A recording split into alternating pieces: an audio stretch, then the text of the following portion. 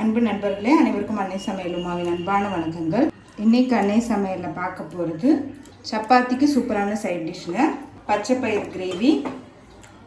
பச்சைப்பயிறு ஊற வச்சிட்டிங்கன்னா ஒரு 10 நிமிஷத்துக்குள்ளே பண்ணி முடிச்சிடலாங்க. 1 கப் பச்சைப்பயிரை 4 மணி நேரம் ஊற வச்சு எடுத்து வச்சுருக்கேங்க. 4 மணி நேரமே போதுமானது. பாருங்கள், நல்லாவே ஊறி இருக்குது. இப்போ இதை எடுத்து தனியாக வச்சிடலாம். இப்போ கிரேவியை நம்ம குக்கரில் செய்ய போகிறோங்க. ஈஸியாக இருக்கும். 1 பாட்லேயே செஞ்சு முடிச்சிடலாம். 1 டீஸ்பூன் சீரகம், 1 டீஸ்பூன் சோம்பு, 1 பட்டை, பொடியான நறுக்குன 3 வெங்காயத்தை சேர்த்துக்கலாம்.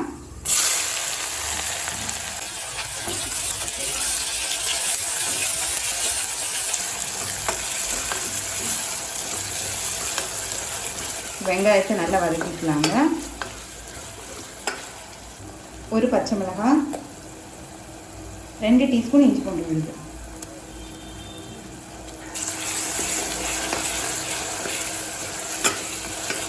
இஞ்சி பூண்டு கொஞ்சம் அதிகமாக போட்டுக்கோங்க. இது பயிர் வகைன்றதுனால கொஞ்சம் அதிகமாக சேர்த்துக்கோங்க.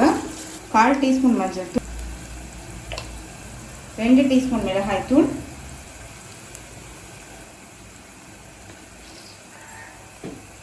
1 டீஸ்பூன் காஷ்மீரி மிளகாய் தூள், 1 டீஸ்பூன் தனியாத்தூள், 1 டீஸ்பூன் கரம் மசாலா.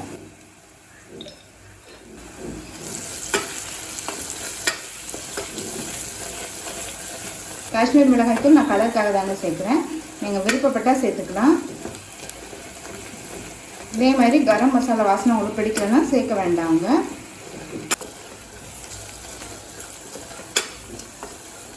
2 தக்காளி, தேவையான அளவு உப்பு,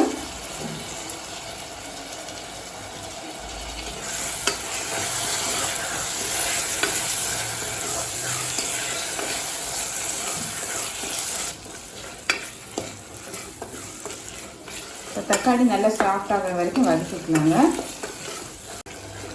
தக்காளி சேர்த்துட்டு நல்லா வதக்கியாச்சுங்க. எண்ணெயும் பிரிஞ்சு வந்துடுச்சு. இப்போ ஊற வச்சுருக்க பச்சை பயிரை சேர்த்துக்கலாம். ஊற வச்ச தண்ணியோடு சேர்த்துக்கோங்க, அதுதான் சத்து.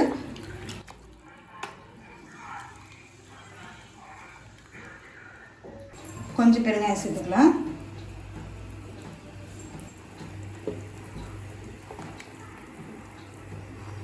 மூடி போட்டு குக்கர்லேருந்து 4 விசில் வந்து இறக்கி வச்சிடலாம்.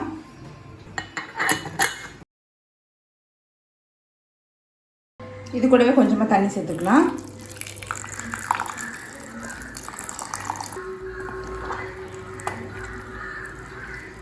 ரொம்ப மிக்ஸ் பண்ணாதீங்க, அப்புறம் மேஷ் ஆகிடும் பயிறு.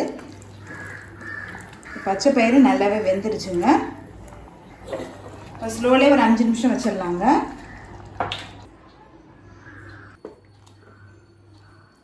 இப்போ பாருங்கள், 5 நிமிஷம் ஆகிடுச்சு. நல்ல கிரேவி கன்சிஸ்டன்சிக்கு வந்துருச்சு. இப்போ இறக்க போடுறதுக்கு முன்னாடி கொஞ்சமாக கொத்தமல்லி சேர்த்துக்கலாம். இப்போ பச்சை பயிறு கிரேவி ரெடி ஆகிடுச்சுங்க. நம்ம சர்வ் பண்ணிடலாம். சுவையான பச்சை பயிறு கிரேவி ரெடி ஆகிடுச்சு. ரெசிபியை ட்ரை பண்ணி பாருங்கள், கண்டிப்பாக உங்களுக்கே பிடிக்கும். ரெசிபி பிடிச்சிருந்ததுன்னா வீடியோவை லைக் பண்ணுங்கள், கமெண்ட் பண்ணுங்கள், ஷேர் பண்ணுங்கள். இது வரைக்கும் அன்னை சமையல் சேனலை சப்ஸ்கிரைப் பண்ணாதவங்க கண்டிப்பாக சப்ஸ்கிரைப் பண்ணுங்கள். தேங்க்யூ.